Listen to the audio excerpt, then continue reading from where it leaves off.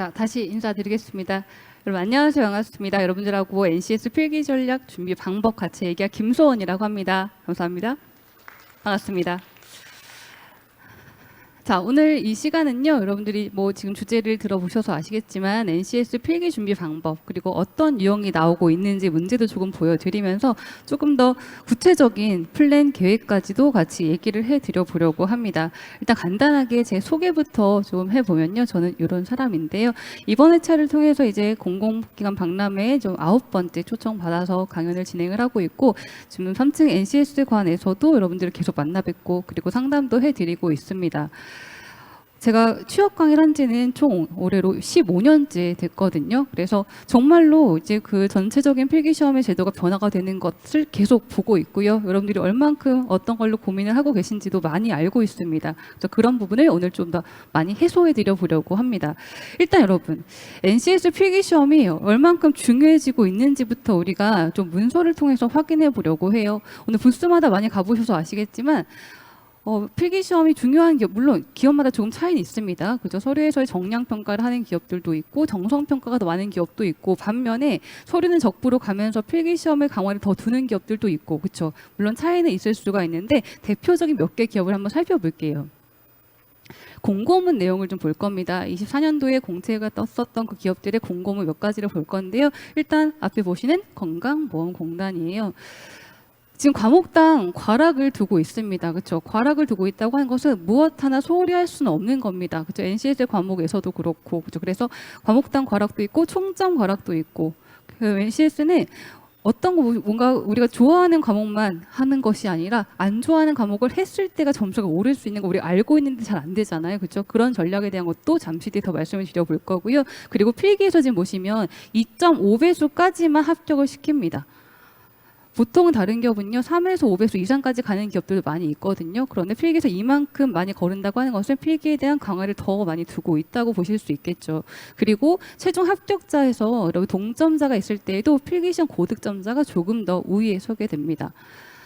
자, 그 다음에요, 한국전력기술. 여기는요 일단 적부로 가게 되는데 면접의 필기시험 결과가요 30%가 반영이 됩니다. 그러니까 필기시험 점수가 필기시험 2차에서만 끝나는 것이 아니라 최종 합격자 결정 시에 점수가 이렇게 반영이 돼버리는 기업이 생각보다 많습니다. 그래서 어떤 얘기를 많이 하냐면 필기시험을 우리 예전에는 문 닫고 들어가면 제일 잘 한 거다라는 얘기를 할 정도로 커트라인 점수가 딱 맞춘 것이 효율적인 공부라고 했었거든요. 근데 지금은 그렇지가 않죠. 합격권보다 조금 더 여유 있게 합격을 하셔야만 면접에서 조금 더 우리가 합격을 기대할 수 있는 그런 상황이 되는 기업들도 많이 있습니다. 조금 더 볼까요? 자, 한국전력공사. 여기도 일단 서류는 이제 적부로 가고요. 그리고 2차 필기에서 2.5에서 4배수까지만 합격이 됩니다. 역시 이것도 필기에서 많이 거르는 기업 중에 한 가지로 볼 수 있겠고, 그리고 여러분 한국전력공사의 특징은 정말 과목 하나하나의 과락을 따로 두고 있어요. 전공 없이 NCS만 보는 대표적인 기업이에요. 그런데 과목당 과락에 오답 감점제까지 두고 있는 시험입니다. 작년에 여러분 아마 시험 보신 분들은 아실 거, 이게 좀 이슈가 됐었던 사례가 있는데, 한국전력공사가 그 자원관리 과목의 과락 점수가 마이너스가 나온 적이 있어요. 한국전력공사 시험을 보게 되면 본인의 성적표가 딱 나오거든요. 그쪽에 과목당 점수가 나오고 과목당의 과락 점수도 함께 적혀 있습니다. 근데 자원관리의 과락 점수가 뭐 직렬마다 조금 차이가 있긴 한데 마이너스 2.5점 이렇게 막 나왔었어요. 이거 무슨 뜻일까요?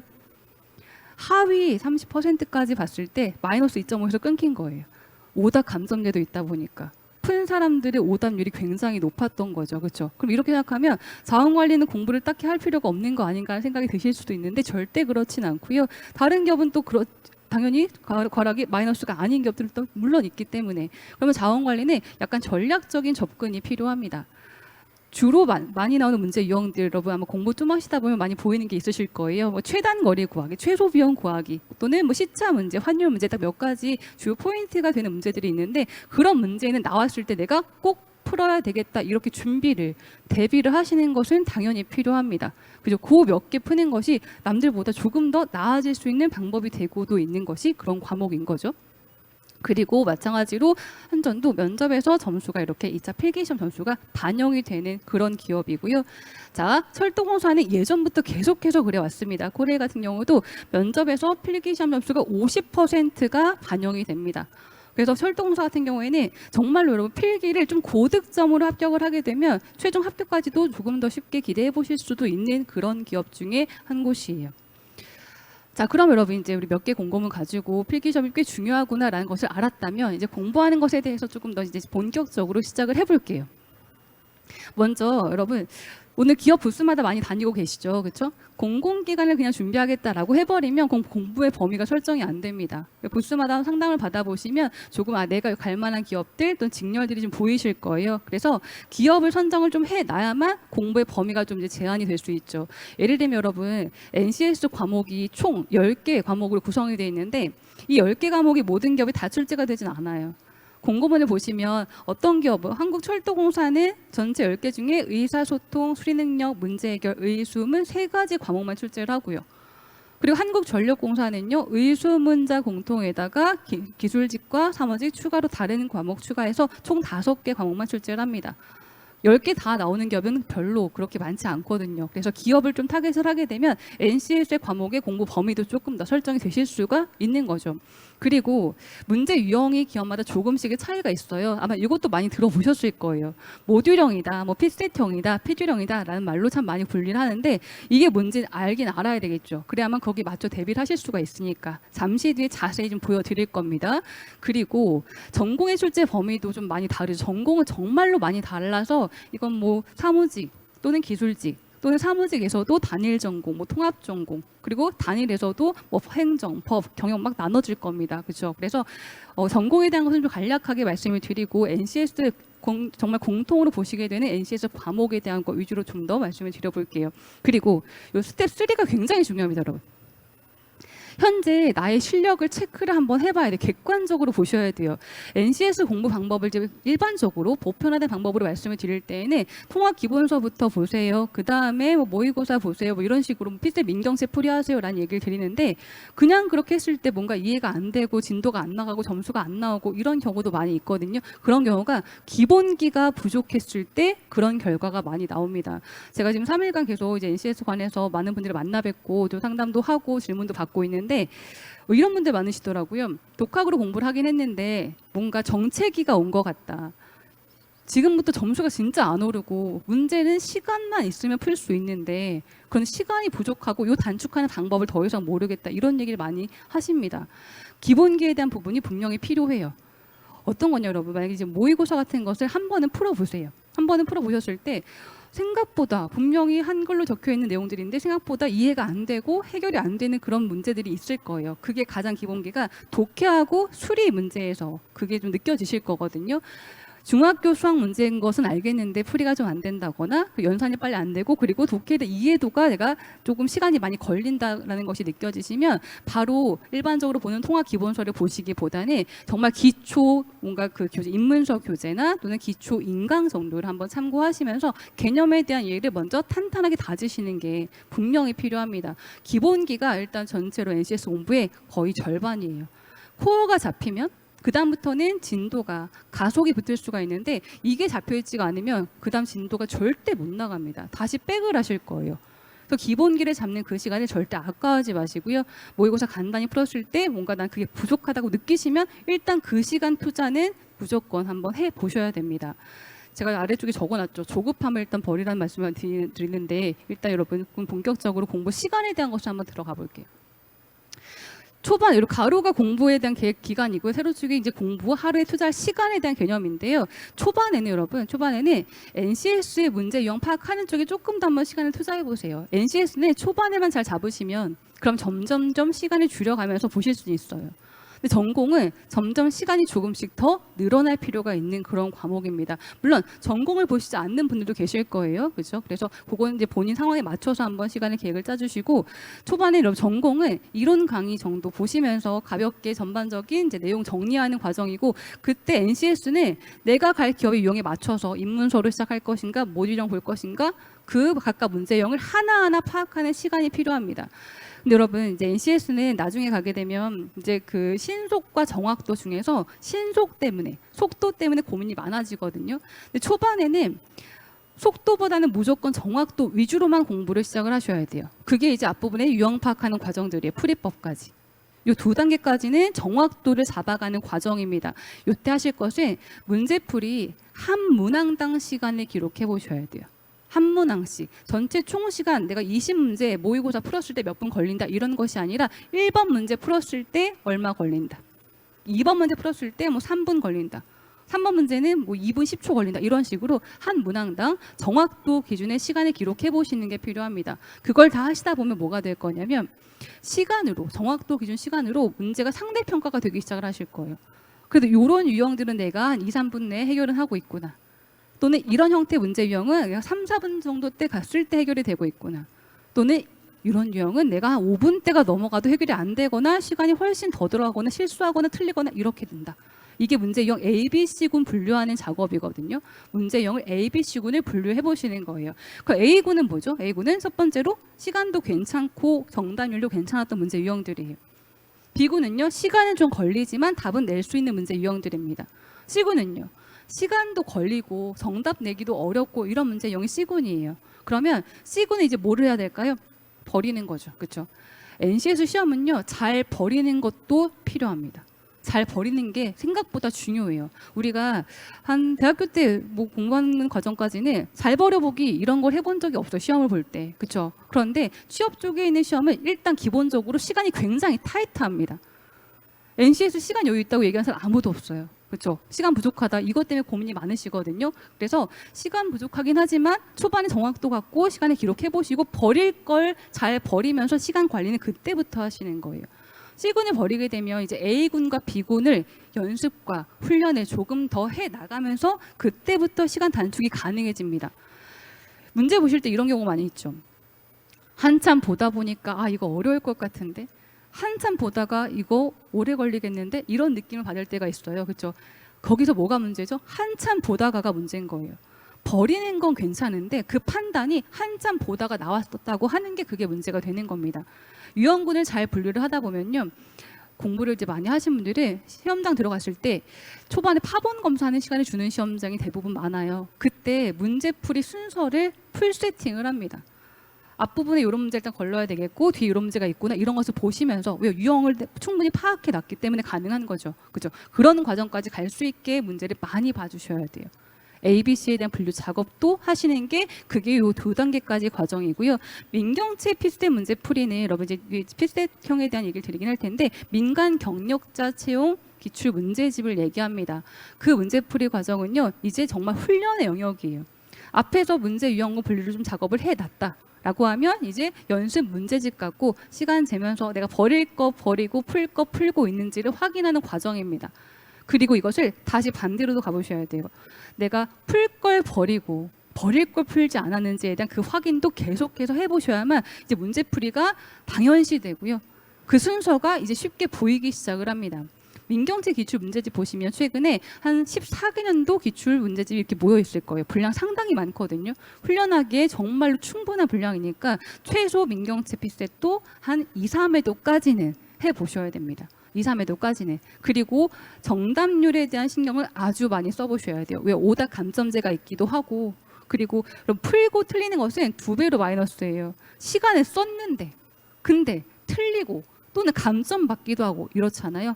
그 정확도를 자꾸 신경 써보시는 것도 중요합니다. 정확도는 풀이한 개수 대비 10% 이내 오답률 내는 거, 즉 90% 정도까지 정답률을 끌어올려 보는 겁니다. 만약에 20개 풀었습니다. 그러면 오답은 2개.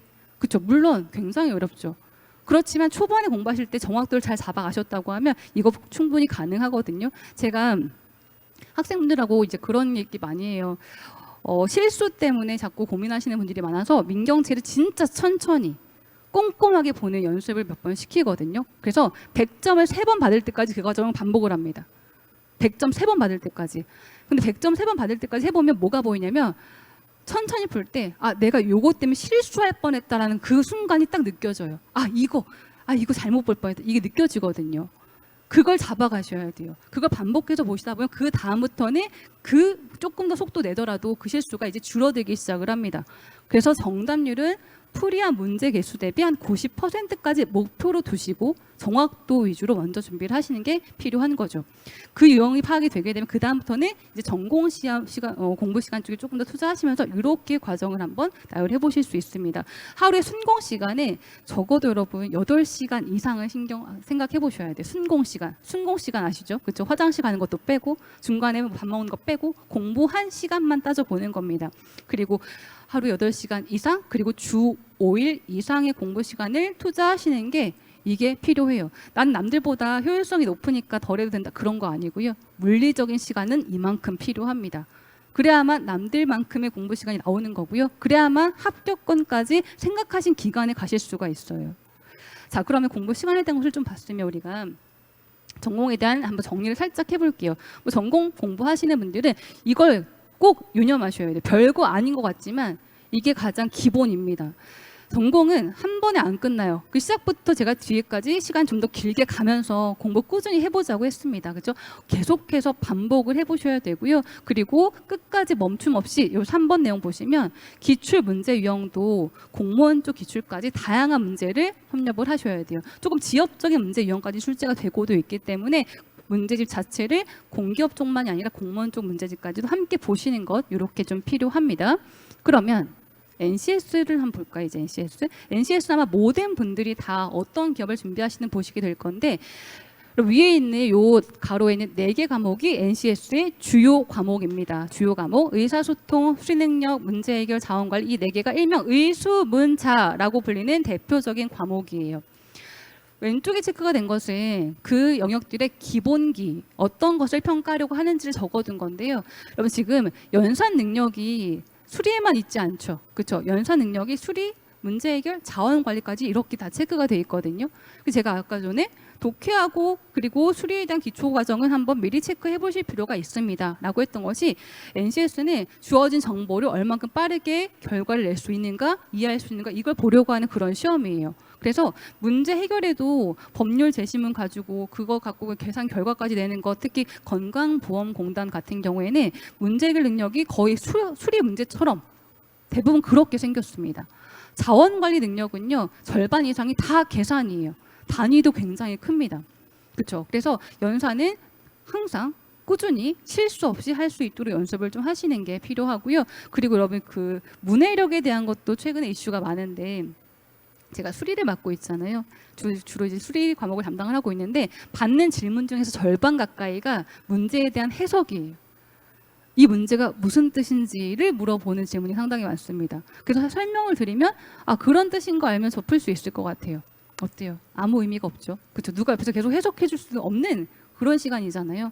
기본적으로 문제를 정확하게 읽고 이해하는 것 이것이 필요해서 그래서 최근에 NCS 시험에 뭐가 많이 나오죠? 어휘, 어법 이런 문제들이 많이 나옵니다. 독해력이 모든 문제의 기본이에요. 이해가 되어야만 해결이 가능하기 때문에 그렇죠. 지금 그리고 회사 용어 이해도도 마찬가지인데 약간 이제 우리가 평소에 보지 않았던 용어들도 문제 많이 사용이 돼요. 선입 선출이라고 하는 단어가 있죠. 이거 자원관리 선생님께서 말씀해 주셨던 건데 이제 학생분이 질문을 한번 하셨대요. 선출은 선수 출신이라고 하는 말 알겠는데 선입은 무슨 뜻이죠? 이런 얘기를 하신 적도 있다고 합니다. 근데 진짜 실제 사례예요. 그리고 수리 문제 중에서 이런 게 있었어요. 뭐 확률에 대한 문제였는데 사흘 뒤에 비가 올 확률은 이렇게 문제가 나왔어요. 사흘 뒤. 사흘 뒤는 며칠이죠? 3일이죠. 그렇죠? 3일이잖아요. 나흘이 사흘인 거고. 그래서 사흘 뒤라고 했는데 그걸 많은 분들이 4일로 해결하면서 문제를 그렇게 다 틀린 적도 있습니다.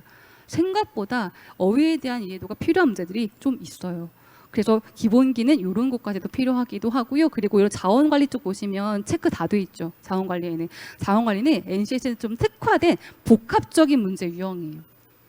그래서 여긴 독해도 필요하고 계산도 필요하고 용어도 필요하고 이런 식으로 모든 게 다 출제가 되고 얘기 드렸던 기본적으로 많이 나오는 유형들을 공략을 좀 해보자. 이런 게 자원관리 파트입니다. 자, 그럼 NCS 10개 과목 중에서 이제 6개가 더 있습니다. 6개 이렇게 정보 조직 차기 그리고 기술 대인 직업 윤리까지 있는데 그리고 이 중에서 최근에 많이 나오는 문제 과목은요. 이 중에서 정보하고 조직하고 직업 윤리입니다. 정보 능력 그리고 조직의 직업 윤리 요 3개 과목이 좀 비중이 예전보다 많이 커지고 있고요. 그러면 요 파트는 이제 뭐가 필요하냐면 기본적으로 NCS 워크북 이론이 활용된 문제 유형이에요. 요 6가지는 기본적으로 무조건 모듈형이라고만 불리는 과목입니다. 모듈형. 자, 모듈형을 이제 본격적으로 말씀을 드려볼게요.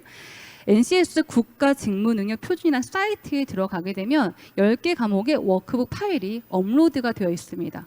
그럼 그 10개 과목의 파일 가지고 그 이론 기반으로 출제를 하고 있는 것 이것을 이제 모듈형이라고 하는데 문제는 그 워크북 파일 내용만이 다가 아니라서 준비할 때 조금 더 추가적인 과목의 연습이 필요합니다. 그중에 정보 능력은요. 컴퓨터 활용 능력과 정보 처리 능력을 보겠다고 돼 있죠. 컴활 이론 문제 많이 나오고요. 그리고 코딩 문제가 요즘에 이슈가 되고 있습니다. 정보 능력 문제, 코딩 문제가 함께 출제가 돼요. 그 워크북 보시면서 문제풀이 연습을 하시는데 이런 게 더 있다는 것도 알아두셔야만 공부에 대한 정확한 범위 설정하고 공부를 준비하실 수가 있겠죠. 그렇죠? 자, 그러면 이 6가지 과목에 대한 모듈형을 간단하게 말씀드렸는데 이제 모듈, 피듈, 필선이 정확하게 무엇인지 한번 이해를 해볼게요. 계속 그 얘기가 나올 수밖에 없으니까요. 그렇죠? 모듈형이라고 하는 것으로 일단 이런 기업들이 출제를 주로 많이 합니다. 얘기 드렸던 NCS 공식 홈페이지에 있는 그 파일 기반으로 출제하는 것을 모듈형이라고 해요. 자, 그런데 여러분 아래쪽에 이제 정보에는 코딩 적어놨는데 요게 문제예요. 의사소통 능력에 뭐가 나오죠? 어휘, 어법 문제가 많이 나옵니다. 어휘, 어법 문제. 그리고 추가로 사자성어 문제가 최근에 거의 모든 기업이 한두 문제씩 출제를 하고 있어요. 그래서 어휘, 어법 문제를 준비하실 때에는 범위를 넓히시면 안 되고요. 일단 나오는 문제 유형들 범위 내에서 그 규칙들을 정리를 한번 하셔야 돼요. 그리고 부스 한번 다녀보시면 자격증 가산점으로 아마 한국어 능력시험 3불 이상 가산점도 많이 주고 있을 거예요. 그렇죠? KBS 한국어 능력시험도 함께 준비를 하시는 게 괜찮은 이유가 그 100문항 중에서 30문항이 어휘 어법 문제가 포함이 되어 있죠. 그리고 30문항은 지문 독해 문제가 있습니다. 그 2개 파트는 NCS 문제형과 굉장히 흡사합니다. 그래서 함께 준비하시는 게 가능하기도 하고 가산점도 받으실 수 있고 해서 저는 그렇게 하시는 걸 좀 추천을 좀 드리는 편이에요. 잠시 뒤에 어휘어법 퀴즈 형태 문제 한번 띄워볼 거거든요. 한번 여러분 생각하는 것이 맞는지 잠깐 테스트 한번 해보세요. 그리고 수리 문제 중에서 응용수리 문제 유형 출제가 돼요. 응용수리가 이제 뭐죠? 중학교 수학 문제예요. 소금물 농도, 기차 속력, 그리고 원가, 정가, 경우의 수, 확률 중학교 때도 안 했던 걸 이제 해야 합니다. 안 할 수 없을 만큼의 비중이 돼버렸어요. 24년 기준으로 수리 능력, 그 수리에서 응용수리 비중이 이전보다 훨씬 더 높아져서 아마 뭐 응용수리 500제 교재 막 이런 것도 많이 보실 거예요. 그만큼 준비를 하셔야 됩니다. 근데 제가 응용수리는 보통 어떻게 말씀드리냐면 응용력이 필요한 유형이잖아요. 이거는 범위를 진짜 혼자서 좁히지 않으면 무한대로 늘어납니다. 살짝 바뀌면 또 다른 문제. 용어 하나 바꿨는데 또 모르는 문제 이렇게 돼버려요. 그렇죠? 그래서 여러 가지 유형 중에서 내가 할 수 있는 그 유형을 설정을 하셔야 돼요. 내가 농도, 속력, 경우의 수, 확률 할 수 있겠는데 원가, 정가, 인류 문제는 못할 것 같다라고 하시면 그렇게 끊어내셔야 돼요. 그렇지 않으면 그냥 무한대로 계속 늘어납니다. 그 설정된 문제 유형 중에서 응용이 될 수 있을 만큼의 깊이는 가져가셔야 되는 거죠. 그렇죠? 버릴 걸 버렸다면. 그러면 공부하지 않았던 그 버릴 문제 유형이 나오면 어떡하나요? 그럼 어떡할까요? 버려야죠. 그렇죠? 그거 깔끔하게 버리고 내가 풀 문제에 시간 투자하는 것이 그게 필요합니다. 여러분 그게 시험장에서의 이제 마음가짐인데요. 합격생과 불합격생의 한 가지 차이점이 있어요. 시험 문제에서 공부 안 한 게 나왔을 때예요. 공부 안 한 게 나왔을 때 지금 그 합격생은 오케이 빨리 버리고 시간 관리해야지 이거고요. 그리고 이제 결과가 잘 안 나오시는 분들은 이 문제가 나와버렸네 어떡하지 이렇게 돼버립니다. 그 한 문제 두 문제 때문에 떨어지는 거 아닌데 그 문제 때문에 떨어질 것처럼 이제 생각을 해버리는 겁니다. 절대 그렇지 않은데요. 버리는 문제 연구는 그냥 버리는 문제 유형군이에요. 할 거 하시면 충분히 가능합니다. 응용수리는 그렇게 범위를 설정 한번 해보셔야 돼요. 자, 그리고 정보는 얘기 드렸고요. 기술 능력도 매뉴얼 문제, 역시 이것도 정보 해석 문제 형태로 출제가 되고 있습니다. 그러면 PSAT형을 보도록 할게요. PSAT라고 하는 것은 공무원 쪽에는 공직 적격성 검사 시험의 제도를 얘기합니다.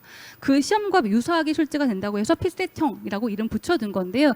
기업들 꽤 많이 있습니다. 물론 여러분 이 중에서 지금 농어촌공사나 그리고 한국전력공사는 이게 PSAT형으로 비중이 높긴 한데 작년부터 모듈형 문제가 추가로 조금씩 출제가 되고 있어요. 그래서 사실 농어촌하고 한전조차도 뭐 모듈을 추가하고 있다고 하는 말이 나오는 순간 대부분 기업은 이제 피줄로 가고 있나 보다라는 얘기를 할 정도가 돼버렸습니다. 여러분들은 이제 피줄형 형태로 준비를 하시는 그 과정이 필요한데요. 일단 PSAT형이 무엇인지 볼게요. PSAT형은 여러분 이거 아셔야 돼요. 먼저 의사소통, 수리능력, 문제해결, 자원관리, 의수문자 4개 과목에만 PSAT형이라고 하는 유형이 존재합니다. 10개 중에서 이 4개 과목은요. 그러면 나머지 직조, 4대, 정기는 애초부터 무엇이 나오든 모듈형이에요. 그럼 구분을 하셔야 되겠죠. 내가 보려는 기업의 그 공고문 출제 과목을 봤는데 의수문 그리고 정보 또는 조직이해가 적혀 있다. 근데 이게 PSAT형이라고 한다. 그럼 어떻게 보셔야 돼요? 의수문이 PSAT형이고 정조는 원래부터 그냥 모듈. 이렇게 구분하고 준비를 하셔야 돼요. 나머지 6개 과목은 PSAT형이라는 게 애초에 없습니다. 애초에 없어요. 단 응용 모듈이라고 해서 어떤 형태가 있기도 하냐면 워크북 이론 내용을 가지고 출제를 하는데 이것을 제시문처럼 조금 더 길이를 길게 냅니다. 원래는 단답형으로 내는 것이 기본 모듈형이에요. 알면 바로 답 보이는 암기 과목 이런 것이 모듈형인데 최근에는 조금 독해 형태를 이제 가져간 형태. 길이가 길어지고 정보를 조금 더 이제 나열하는 그런 문제를 모듈형이라고 합니다. 그렇지만 워크북의 내용을 알고 있다면 절대 해결이 어렵지는 않은 그런 문제 유형들이에요. 그럼 PSAT형은 일단 뭐가 길어요. PSAT 기출문제 보시면 일단 독해 문제들 한 페이지 정도 막 넘어가기도 합니다. 근데 독해에 대한 여러분 그 제시문의 범위가 제한이 없어요. 문학 작품이 나온 적도 있고요. 비문학 작품의 비중이 제일 높기도 하고 그리고 최근에는 해당 기업 관련된 게시글이 많이 나옵니다. 최근에 사업 진행 내용과 관련된 게시글 또는 보도자료 내용들 이런 게 많이 나오기도 해서 그 기업 시험을 준비하실 때에는 그 기업이 홈페이지 들어가서 한번 내용들을 살펴보시는 게 의외로 도움이 되기도 하실 거예요. 자, 수리는요 지금 자료 해석 문제가 이제 PSAT형의 대표적인 문제 유형인데 표나 그래프가 나오죠. 표 그래프를 갖고 계산도 하고 이해도 하고 분석도 하는 이런 문제 유형들을 이제 자료 해석 문제라고 합니다. 문제는 뭔가요? 자료 해석 문제가 가장 시간 관리가 안 됩니다. 숫자 큰 것들 갖고 계산도 엄청 해야 되고 비율도 구하고 그죠? 크기 비교도 해야 되고 이렇기 때문에 자료 해석이 이게 관건이에요. 여러분 자료 해석은 정말 제가 해결해 드릴 수 있는데 유튜브 영상 중에 여러분 소원 수리함이라는 영상이 있어요. 소원 수리함. 제 이름 소원이고요. 과목 수리라서 이제 소원 수리함 영상 있는데 수리가 어려우신 분들은 그 영상 한번 참고해 보세요. 그리고 소원 수리함 분수 비교법이라고 10글자 검색하시면 분수 대소 비교 방법을 굉장히 깔끔하게 정리 한번 해드립니다. 분수 대소 비교 방법을 정리하는 것은 이건 선택사항이 아닌 필수예요. 분수 비교법 모르고 NCS 공부를 한다. 이건 절대 합격이 어렵습니다. 어쨌든 기본 스킬이기 때문에 그래서 최소한 이런 영상들을 참고하시면서 혼자보다는 약간 요령껏 준비하는 과정이 필요하다는 거죠. 시간 단축을 위해서는. 문제 결과 자원 관리는 일단 조건이 많이 포함이 되고 계산도 있기도 하고 좀 복합형의 문제 유형입니다. 그래서 PSAT 기출 문제 중에서 상황 판단이라는 과목이 있는데요. 그 과목이 문제 해결과 자원 관리 유형으로 연결이 됩니다. 이 파트는 시간 단축의 요령보다는 문제를 보는 방법을 이해하셔야 돼요. 그리고 신유형에 대해서 우리가 지금 조금 더 약간 단련을 하는 그 과정이 필요한 거죠. 익숙함을 키워가시는 것이 요 상황 판단과 그리고 자원 관리하고 문제를 다루는 방법이 됩니다. 낯설지 않게 만드는 거예요. 이 유형은 이렇게 푸는 거였지라는 형태로 바로 가실 수 있게. 이게 뭔가 싶지 않을 수 있도록. 그래서 일단 PSAT 문제는 어쨌든 시간이 좀 필요할 수 있다, 내용이 길다 이런 문제 유형들인데 자 최근에 대세가 뭐라고 했죠? 피규령이라고 했죠, 그렇죠? 최근에는 이제 이쪽으로 넘어갑니다. 자, 피규령이라고 한 문제 유형은 모듈과 PSAT이 둘 다 나온다고 해서 만들어진 합성어 개념이에요. 합성어 개념인데 여기서 지금 세 번째 내용 한번 집중해 볼까요? 세 번째 내용 보시면 피규령의 PSAT 문제 유형은 PSAT 문제만 나오는 기업의 PSAT 문제보다는 상대적으로 해석이나 계산은 조금 더 쉬운 편입니다. 그래서 이게 최근의 트렌드라고 했죠. 그래서 NCS가 예전보다 조금은 더 쉽게 출제가 되는 경향이에요. 필세 문제가 나오긴 하는데 이전에 필세만 나오던 기업의 유형보다는 조금은 더 쉽게 출제가 됩니다. 제가 예전에는 필세 공부하시려고 하면 NCS 공부하실 때 5급 공채 필세 기출까지 보셔야만 좀 대비가 될 겁니다 라는 얘기를 했었어요. 한 1년 전까지만 해도. 근데 지금의 난이도 상으로는 5급까지 보실 필요는 없어졌고요. 민간 경력자 채용 기출 문제 같은 유형으로 이제 7급 기출 문제까지만 보셔도 충분히 대비가 가능한 난이도로 출제가 됩니다. 이전보다는 조금 더 완화가 된 편인 거죠. 근데 어쨌든 대다수가 나오고 있다고 하는 것은 모듈과 필셋 범위는 조금 더 넓어진 것도 사실이에요. 그렇죠? 필셋만 나온다? 모듈만 나온다 하면 범위가 딱 한정될 텐데 필요량으로 가는 순간 범위는 조금 더 넓어진 게 사실이긴 합니다. 자, 그러면 이제 문제 유형들을 조금 더 보여드릴게요. 의사소통은 제시문 독해 문제 유형과 어휘 문제 정도로 출제가 되는데 물론 여러분 독해의 길이는 훨씬 더 길어지는 경우도 많습니다. 독해 제시문의 뭔가 난이도를 길이로 조절을 하는 편이에요. 해석이 어렵다기보다는 길이를 길게 해서 약간 시간을 좀 더 쓰게 만드는 형태로 이제 난이도 조절을 좀 하고 있는 편이고요. 어휘 문제도 이렇게 나온 한자 어휘나 용어만이 아니라 조금 맞춤법, 띄어쓰기, 표준 발음법 등까지 출제가 많이 좀 되고 있습니다. 자, 수리가 이거는 참 4년간의 이런 비중이에요. 출제 비중 정리한 거예요. 근데 여기서 지금 어휘어법은 사자성어가 21% 정도가 나왔는데 이것보다 비중은 더 많아지고 있어요. 그 모듈 문제 중에서 이 어휘어법이 조금 더 이슈가 좀 되고 있는 편이고요. 그리고 수리에 대한 것은 이제 자료 해석 문제 유형. 자료 해석 문제가 가장 비중은 높은 편입니다. 근데 얘기 드렸던 것처럼 시간 관리가 가장 필요한 문제 파트인 거죠. 그렇죠? 계산 필요하고 해석도 해야 되고 그죠? 이런 과정들. 그래서 그 스킬적인 부분은 꼭 한번 영상 같은 거 참고하시면서 한번 터득을 하시는 게 필요하실 수가 있고요. 그리고 이런 거예요. 자, 응용 수리 문제 유형, 방정식 식세우기 문제 유형하고 그 다음에 수열 추리 문제 유형이 있는데 방정식 문제 유형은 얘기 드렸었던 것처럼 혼자서 이렇게 범위를 설정하지 않으면 무한대로 늘어납니다. 근데 문제는 수열 추리 문제예요. 수열 문제가 모듈형의 추가 유형이거든요. 그래서 피듈형이나 모듈형 나올 때 이 한두 문제, 많게는 5문항까지 나왔던 시험도 있어요. 수열 문제가. 근데 여러분 수열 문제 되게 매력적일 것 같잖아요. 생각해보세요. 여러분 이런 문제 푸는 것보다는 이런 문제 푸는 게 낫겠죠. 그렇죠. 근데 이게 함정이 될 수 있습니다. 우리가 생각하는 등차, 등비, 개차, 피보나치 이런 수열만 나온다고 하면 그 몇 개의 규칙 내에서 예상을 해볼 거예요. 그런데 아무리 봐도 규칙이 안 보이기도 하고요. 근데 조금만 보면 보일 것 같아서 못 넘깁니다. 자료 해석보단 이게 나을 것 같으니까. 그날 시험은 그 문제에서 멈춥니다. 제한을 걸지 않으면. 얘가 매력적이라서. 그렇죠. 그래서 이런 문제를 위해서는 여러분 혼자서 시간을 제한을 두셔야 돼요. 내가 수열 문제 나왔을 때 1분 이상은 보지 않겠다 라는 생각을 하지 않으면 거기서 끝나버릴 수 있으니까. 제가 잠시 뒤에 추리 문제 퀴즈도 몇 개 보여드릴 거예요. 한번 규칙도 한번 고민해 볼 겁니다.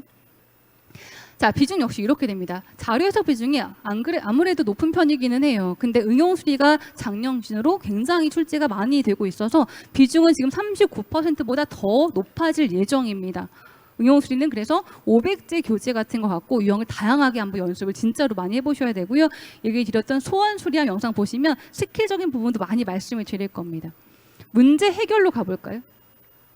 문제 해결은 크게 유형을 3가지로 분류할 수가 있는데 논리 퀴즈 형태 문제, 그리고 명제 문제, 참 거짓 같은 것을 구하는 이제 명제 문제 이런 것들 출제가 됩니다. 근데 이 2가지 문제 유형 모두 다 필세 기출 문제, 상황 판단 문제에 들어있기도 해요. 그리고 이렇게 뭔가 내용이 많아지는 조건 나열 상황 판단형 문제 유형이 이렇게 들어있습니다. 이건 어쩔 수가 없죠. 시간을 써야 됩니다. 근데 시간을 쓰는 방법을 아셔야 된다는 거죠. 이런 유형은 어떤 식으로 푸는 것이 필요하다는 것을 알고 있으면 어쨌든 그 시간 정도 내에 해결이 가능하지만 이런 유형이 뭔가부터 파악을 하게 되려고 하면 더 길어진다는 거예요. 그래서 유형을 미리 알고 있고 방법을 알아두는 것 정도가 시간을 줄이는 방법이 됩니다. 문제가 총 3가지 문제 유형인데요. 이렇게 비중을 나눠볼 수 있겠습니다. 굉장히 골고루고 문제 해결의 특징은 여러분 모듈 이론이 다른 과목에 비해서 굉장히 더 많이 나온다는 거예요. 워크북의 이론이요. 근데 워크북 이론 보시면 좀 정해져 있어요. 뭐 수학 분석이라든지 뭐 삼시 분석이라든지 브레인스토밍 종류라든지 몇 가지 출제 비중이 그 과목 영역이 나눠져 있어서 그 정도를 한번 준비하시는 거면 충분히 대비가 가능하실 겁니다. 제가 잠시 뒤에 이제 교재를 보는 순서도 한번 말씀을 드릴 거예요. 자, 그럼 자원 관리는 깔끔하게 딱 2가지인데요. 계산 문제랑 이론 문제 이렇게 출제가 됩니다. 계산 문제도 이것보다 훨씬 더 복잡한 경우도 많아요. 진짜 말도 안 돼 이걸 진짜 풀라고 하는 건가 싶은 문제들도 있기도 한데, 그런데 전략적으로 몇 개 유형은 골라서 해결은 해보자는 거죠. 자원관리를 고득점 맞자는 게 아니라 과락은 면하게 남들보다 한두 개는 더 이 정도를 준비하시는 게 딱 필요한 그런 과목이고요. 모듈형 이론은 이런 식으로 워크북 이론을 알고 있으면 조금 더 쉽게 또는 바로 보이는 형식으로 출제가 됩니다. 비중은 굉장히 극단적이에요. 이론이 높진 않습니다. 계산 문제가 너무 많아서. 그래서 자원관리가 어렵다는 얘기가 많이 나오는 게 이런 형태이기 때문이죠. 과락이 많이 나오기도 하고, 그렇죠? 그래서 몇 개 딱 준비해 보시는 게 필요한 것이 이런 과목인데요. 자, 그러면 잠시 이제 여러분 퀴즈를 한번 보여드릴 거예요. 추리 문제인데요. 한번 한 2, 30초 정도만 고민 살짝 한번 해보세요. 이런 문제 유형입니다. 어떤 규칙으로 인해 괄호에 무엇이 들어갈 것인지를 한번 고민해 보시는 거예요. 어떤 규칙으로 괄호에 무엇일까? 가끔 왼쪽 수열 보실 때 오타 하나 있는 거 아닌가요? 라는 얘기를 하시기도 하는데 오타 하나도 없습니다. 네, 오타 없어요. 그래서 정답 42 아닌가요? 아니 40이 아니죠. 조금 실망이고요. 한 1, 20초 정도만. 혹시 보이시는 분 계세요? 좌우 두 개 중에 뭐라도요? 지금 우리 뭐 라이브로 나오고 있어서 제가 시간을 더 길게 드릴 수는 없고. 혹시 보이시는 분? 제가 힌트 하나 드려볼게요. 보통 힌트 받고 싶지 않다고 얘기를 하시기도 하는데, 왼쪽의 수열은요, 제가 또 보통 설명할 때도 많이 보여드려요. 그 힌트는 외항, 내항이라는 게 힌트입니다. 외항, 내항. 혹시 보이세요? 요거 나가면 한 5초, 10초 내에 답이 나오긴 하는데. 외항, 내항. 자, 첫 번째 거 볼까요? 바깥쪽 거 읽고 안쪽 거 읽으면 보일 겁니다. 84, 32. 그쵸? 그리고 88, 64. 그리고 96, 54. 바깥쪽 거 읽고 안쪽 읽으면. 그러면 이거 알고도 그럼 답이 뭔데요? 이렇게 얘기를 하시는 경우도 있어요. 답은 뭐가 돼야 되죠? 7 얼마, 60 얼마가 돼야 되니까 39가 들어가야 됩니다. 그죠? 79, 63해서 39가 답이에요.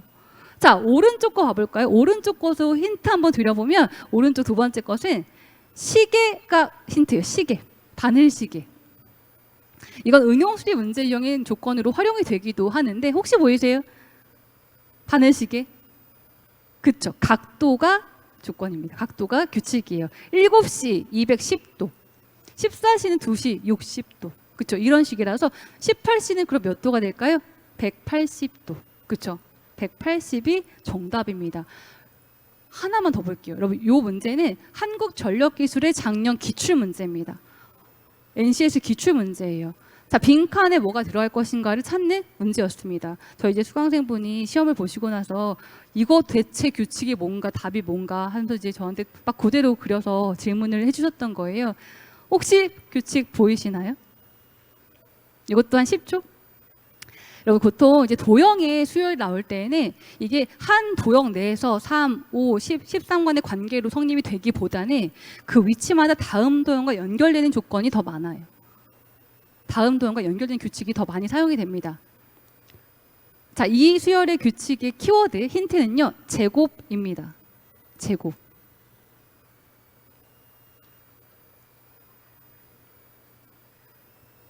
자, 보이시는 분도 계실 거예요. 여러분, 3의 제곱 얼마죠? 9인데 빼기 1해서 8 적힌 겁니다. 5의 제곱 얼마죠? 25인데 빼기 2 해서 23이 적힌 겁니다. 제곱 빼기 1, 제곱 빼기 2, 제곱 빼기 3, 제곱 빼기 4가 되는 규칙이에요. 그래서 지금 괄호에는 빈칸에는 10의 제곱 빼기 3 들어갈 차례인 거죠. 정답 97이 정답이었고요. 이건 실제 기출 문제예요. 자, 여러분, 지금 세 개를 보여드리는 이유가 있어요. 수열 문제는 그리 만만하지 않다는 겁니다. 그렇죠? 1분 내에 안 보이면 버리는 결단이 필요한 그런 문제이기도 해요. 그러면 자, 맞춤법 문제 한번 보여드려 볼까요? 5개 정답 한번 머릿속에 생각해 보시면 돼요. 1, 2번 중에, 3, 4번 중에 무엇이 맞을 것인가? 실제 기출된 단어들이기도 합니다. 근데 저 이거 학생분들한테 이제 퀴즈로 이것도 진행을 해봤는데 정답이 나오기까지 너무너무 힘들더라고요. 생각보다 많이 틀리고 어려워하시는 그런 맞춤법이에요. 그리고 믿을 수 없는 그 정말 답이 있기도 합니다. 자, 제가 5초 뒤에 정답 얘기할 거면 머릿속에 한번 정리해 보세요. 5초 뒤에 정답 얘기할 겁니다. 뭐 1번, 3번, 뭐 2번, 4번 한번 생각 한번 해보세요. 자, 일단 1, 2번 중에 답은 뭘까요? 1번이고요. 그리고 3, 4번 중에 정답은 뭘까요? 3번이고요. 5, 6번 중에 답은요? 6번이고요. 7, 8번 중에 정답은요? 8번이고 9번, 10번 중에 정답은 9번입니다. 그래서 1, 3, 6, 8, 9가 정답이에요. 라면을 붓기 전에가 맞나요? 네, 붓기 전에가 맞아요. 불기 전에가 아니라 호호 불어 먹는 것은 맞고 붓기 전에 먹는 것이 맞습니다. 그래서 1, 3, 6, 8, 9인데 이거 정답이 정말로 한 몇 분 내에 나온 적이 한 번도 없는 퀴즈이기도 해요. 그만큼 우리가 맞춤법에 좀 취약하다는 거죠. 그래서 시험 문제 많이 나오고도 있는 거고요.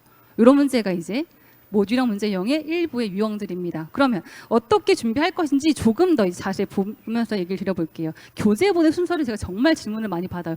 요 책 다 봤는데 그 다음 뭐를 볼까요? 또는 공부 시작은 어떤 책으로 보는 게 좋을까요? 이런 얘기를 많이 하시는데 일단 기본적인 순서는 이런 순서로 보시는 게 필요합니다. 자, NCS 통합 기본서라는 것이 그냥 NCS 교과서 같은 그런 교재예요. 아마 시중에 서점 가보시면 통합 기본서 교재 여러 출판사 교재들 많이 있을 거예요. 뭐를 보시든 그건 상관은 없습니다. 기본서는 대부분 구성이 동일하게 되어 있을 거거든요. 그런데 제가 아래쪽에 모듈형 기본서라고 하는 것을 추가로 적어놨죠. 만약에 내가 가고자 하는 기업은 모듈형 비중이 훨씬 더 큰 기업이다라고 하시면 모듈형 기본서를 갖고 시작하시는 게 당연히 맞습니다. 근데 그렇지 않고 난 피듈형 또 피셋형이라고 간다라고 하면 그럼 통합 기본서로 가시면 돼요. 근데 모듈형 기본서를 보시면 우리가 괜찮은 게 워크 파일로 정리가 되긴 좀 어렵잖아요. 왜냐면 워낙에 분량이 커요. 과목당 한 2, 300페이지씩 10개 다 다운받으면 한 2, 3천 페이지 되는 겁니다. 그걸로 준비하실 수가 없기 때문에 모듈형 기본서에는 그런 이론들과 출제 문제 유형들이 아주 잘 정리가 돼 있습니다. 그걸 참고 한번 해보시면 되고요. 그렇지 않고 피듈형 일반적인 유형이라고 하면 통합 기본서로 시작을 하시는 건데 그런데 제가 아까 기본서 시작하는 것 이전에 기초가 필요한지를 한번 점검해보자고 했습니다. 그렇죠? 그래서 기초 과정이 더 필요하다고 하면 기초 인강이나 입문서를 먼저 살펴보시는 게 당연히 좋고요. 그렇지 않고 나는 일단 일반적인 과정을 갈 수 있겠다라고 하시면 기본서 통합으로 가보시면 돼요. 그 다음 과정이 민경채 피셋 기출 문제인데요. 민경채 피셋 기출 문제는 피듈형과 피셋형 대비하실 때는 무조건 필요한 이것도 필수 교재입니다. 근데 피셋 기출 문제는 말 그대로 이제 그 기출 문제, 공무원 기출 문제라서 이건 사이버 국가고시센터 들어가시면 다운이 가능해요. 근데 문제집을 구매하시는 이유는 이제 다운받으면 해설지는 없고 정답만 확인이 가능하거든요. 풀이 과정에 대한 확인 때문에 그래서 이제 문제집을 참고하시는 경우들이 좀 있는 편이죠. 그리고 응용 수리 교재를 대비하는 것도 필요합니다. 피듈형, 모듈형 이쪽을 보신다고 하면 응용 수리 문제를 빼실 수가 없어요. 그 중학교 수학 문제. 그래서 여러분 보통 500제라고 되어 있는 교재가 딱 시중에 한 대표적인 2권 종류가 있을 텐데 그 2권이면 총 한 1000제를 푸시는 거잖아요. 그 2권을 한 2, 3회독 돌리시면 어느 정도의 바운더리가 생깁니다. 그리고 난이도가 체크가 돼 있어요. 그 2권 모두 다 별 체크로 난이도 별 1개짜리, 2개짜리, 3개짜리가 있는데 별 3개짜리까지는 굳이 하지 마시고요. 왜냐하면 3개짜리 푸실 때 스트레스 받으실 거고요. 나와도 못 푸실 거예요. 그래서 그건 그냥 깔끔하게 제거하시고 별 1개짜리, 2개짜리 위주로 공부하셔도 충분합니다. 단 그것을 한 3회독까지는 가셔야 돼요. 제가 정말 2번까지는 한번 학생들 많이 시켜봤는데 그때까지도 안 되더라고요. 3번째까지 가도 똑같은 걸 또 틀리기도 하더라고요. 적어도 3번까지는 돌려보셔야만 아마 내가 뭐 때문에 자꾸 틀리고 있는지 조금씩 더 정확한 확인이 가능하실 거예요. 그리고 민경채 피셋 문제를 풀다 보면 이제 의사 수리 문제 자원에 대한 유형들이 대비가 됩니다. 그럼 특정 과목이 부족함이 생길 수 있거든요. 그렇죠? 그 중에서 그럼 그럴 때에는 그 과목에 심화 교재를 단과 교재를 한번 추가로 보완을 하시는 건 필요해요. 그렇죠. 구멍이 생기면 막을 필요가 있는 거니까. 그죠? 그래서 요 앞에 과정에서 그게 보이시면 의수 문제 중에서 특정 과목을 한번 추가로 하실 필요가 있고요. 그리고 여러분, 요때 기본서를 다시 한번 회독을 하세요. 앞에 보셨던 기본서를 요 과정 때 다시 한번 보시면 요게 완전 잘 보입니다. 요때 공부가 정말 잘 돼요. 그때 내가 이걸 몰랐던 걸 그래서 몰랐구나. 이게 이런 의미였구나. 이게 이런 유형이구나 라는 것이 요때 훨씬 더 잘 보입니다. 그래서 제가 기본서를 보통 한 4개월 차쯤에 다시 한번 풀어보라고 꼭 시켜보거든요. 그때 풀 때가 문제를 정말로 유형 파악도 그리고 내가 ABC가 뭔지 구분도 확 올라가는 그 시점이에요. 기본서 이때 한번 회독해 보시고, 그리고 봉투 모의고사라고 해서 뭐 봉투 모의고사가 아니라 그냥 책 형태 모의고사도 많이 있습니다. 모의고사는 절대 학습용 자료가 아니에요. 이건 그냥 점검용 자료입니다. 모의고사로 공부를 하겠다? 이건 굉장히 제한된 공부를 하시는 거예요. 모의고사는 문항수의 제한이 있고 그리고 출제 유형의 제한을 또 가두고 있는 그런 자료예요. 이걸로 공부를 하게 되면 일희일비하실 겁니다. 어떤 회차에서 점수가 잘 나와요. 기분이 좋아요. 그렇죠? 근데 그 다음 회차에 점수가 안 나옵니다. 기분이 나빠요. 잘 나온 건 왜 잘 나왔을까요? 내 입맛에 맞는 문제가 유난히 몰려 있었던 우연한 회차예요. 그 다음 회차는요, 내가 잘 모르는 게 또 유난히 몰려있던 회차인 거죠. 하다 말다 이렇게 돼버리고 공부가 안 됩니다. 모의고사는 출력용 자료예요. 인풋이 있어야 아웃풋이 있을 수가 있겠죠. 그 인풋을 앞에서 충분히 하셔야 돼요. 제 친구는 모의고사 한 4권 풀고 합격했는데요. 그 친구는 아무것도 안 해도 합격을 하는 겁니다. 그냥 그런 애예요. 그렇죠? 그냥 그런 사람인 겁니다. 그런 사람과 대입을 하시면 안 되고요. 기본적인 과정을 지켜야만 합격이 점수가 나올 수가 있죠. 저희 보통 모의고사 언제 풀라고 하냐면 서류 합격 발표 나서부터라고 합니다. 필기시험 전까지 한 1, 2주 이내, 그때 시간 관리해보는 것, 버릴 거 버려보는 것, 정답을 한번 맞춰보는 것, 이 용도로 활용하는 거지 공부하세요 용도로 사용하지 않습니다. 공부는 앞에서 하시는 거예요. 공부는 앞에서 하시는 겁니다. 자, 그러면 이제 조금 더 NC에서 기본서 또는 공부를 하는 방법을 조금 더 구체적으로 말씀을 드리면서 이제 마무리를 할 건데, NC에서 10개 과목 중에서 여러분 시작은 수리하고 문제 해결로 시작을 해보시는 게 그게 좋습니다. 왜냐하면 이게 어쨌든 공부 분량이 많고요. 그리고 좀 낯선 문제들이 많이 들어있어요. 그래서 이걸 갖고 좀 시작을 해보셔야만 계획이 좀 짜여집니다. 그리고 간혹 가다가 그러면 수리 끝나고 문제 해결 끝나고 이렇게 다 끝내놓고 넘어가는 게 필요한가요? 아니요. 그러면 절대 끝이 안 날 거라서 다음 과목으로 못 넘어갑니다. 일자별로 배분을 한번 해보셔야 돼요. 오늘은 수리 강의로 한 3강 듣겠다. 그리고 복습하겠다. 문제 해결 한 10페이지 풀겠다. 이런 식으로 일자별로 배분을 해야만 진도라는 게 나갈 수가 있어요. 그리고 그럼 앞에 이해가 안 됐던 거 어떡하나요? 그건 회독을 통해서 다시 한번 보완을 하셔야 돼요. 회독이 정말 중요하거든요. 자, 스텝 2로 가보시면 강의나 영상 한번 참고하세요. 그래야만 공부에 대한 효율성이 생깁니다. 안 그러면 한계가 부딪힐 수 있어요. 꼭 영상을 한 번 정도는 참고해 보시고, 그리고 두 번째 내용 보면 의수문자 과목이 한 회독이 끝난 다음에 그때 전략 과목이 뭐죠? 나머지 6개 그 워크북 내용 기반으로 하고 있는 직조, 자대, 정기 파트들이에요. 전략 과목은 아주 우리가 힘을 빡 쓸 필요는 없습니다. 의수문자 쪽으로 주로 이제 회독 돌리면서 공부를 좀 잘 공부를 하시는 거고요. 전략 과목은 조금 더 라이트하게 근데 이론 정리해 가면서 문제 훈련하면서 이렇게 보시는 거예요. 그 두 번째에서 그래서 의수문자 회독 끝나게 되면 그때 전략 과목은 빈출 내용 참고하면서 이론 정리해 보는 거. 자, 스텝 3로 가보시면 의수문자는요 매일 꾸준히 가야 돼요. 우리 아까 공부 시간 비중 봤었잖아요. 제가 마지막까지 가도 NCS 시간을 없애지 않았죠. 그렇죠? NCS는 휘발성이 굉장히 강한 그런 과목이에요. 어학과 비슷하다고 보시면 돼요. 내가 900점 만들어놨다고 해서 2달 뒤에 봐도 900점이 나온다? 그건 아니잖아요. 쭉 떨어집니다. NCS도 딱 그래요. 내가 이만큼 공부했다고 해서 한두 달 뒤에도 그게 되어 있을 거는 그렇지 않아요. 쭉 떨어집니다. 그래서 매일 꾸준히 이걸 날리지 않도록 반복하는 학습이 아주 중요한 그런 시험의 NCS 과목이에요. 의수문자는 그렇게 매일 꾸준히 약간 이제 유형을 우리가 계속 몸에 익혀두는 그 시간이 좀 필요하실 수가 있고, 그리고 2, 3회독까지는 반드시 하셔야 돼요. 2번에서 3번까지는, 그리고 웬만하면 교재를 바꾸시기보다 한 교재를 2, 3번까지 보시는 게 훨씬 더 중요합니다. 책을 기본서 이거 봤으니까 다른 기본서 봐야지라고 바꾸게 되면 사실은 같은 유형을 내가 또 틀리고 있는 건데 그게 그런지 몰라요. 그냥 또 이 문제를 틀렸나 보다. 같은 건데 그런 것인지를 우리가 파악을 못합니다. 그래서 한 교재를 2번, 3번 봐야만 내가 틀렸던 걸 맞추고 있구나.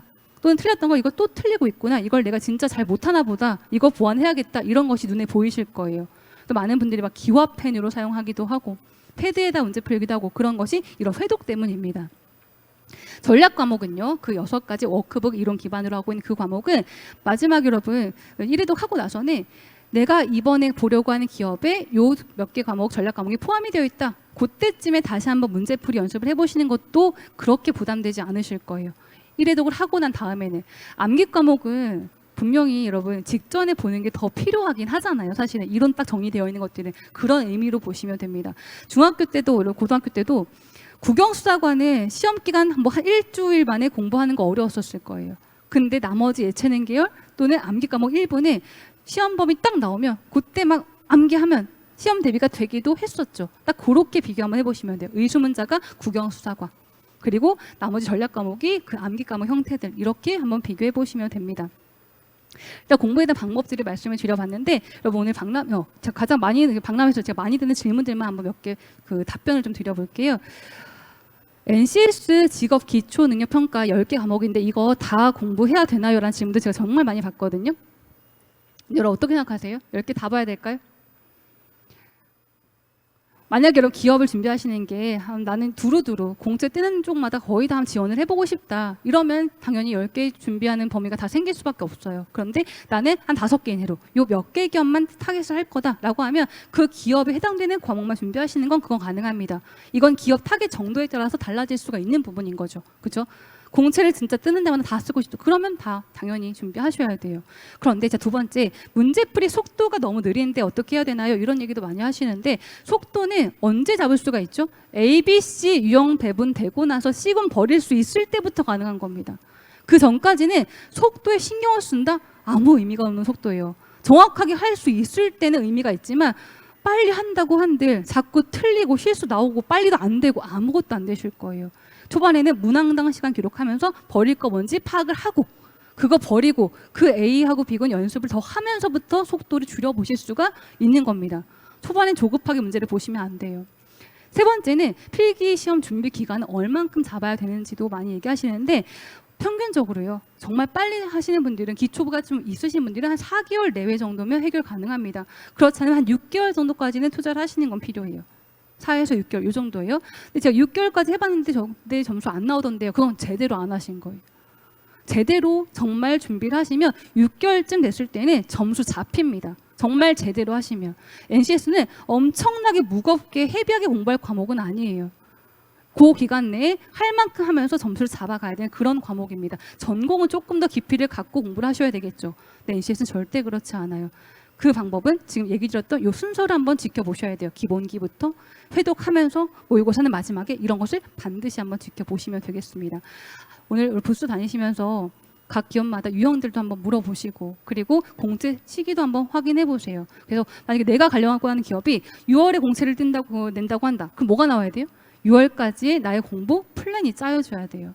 당장 이번 달부터 그럼 기본서 시작해서 그럼 1회도 언제까지 끝낼 거고 필세 민경채 언제부터 할 거고 그리고 모의고사 언제쯤 할 거고 이런 과정이 짜여져야 됩니다. 그거 하려고 박람회에 오시는 거예요.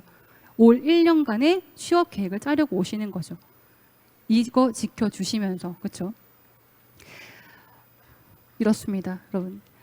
여러분 취업을 이제 위해서 조금 더 나아진 내일을 위해서 이 자리에 오셨어요. 그렇죠? 그걸 위해서는 그만큼 조금 달라진 오늘의 내가 필요하겠죠.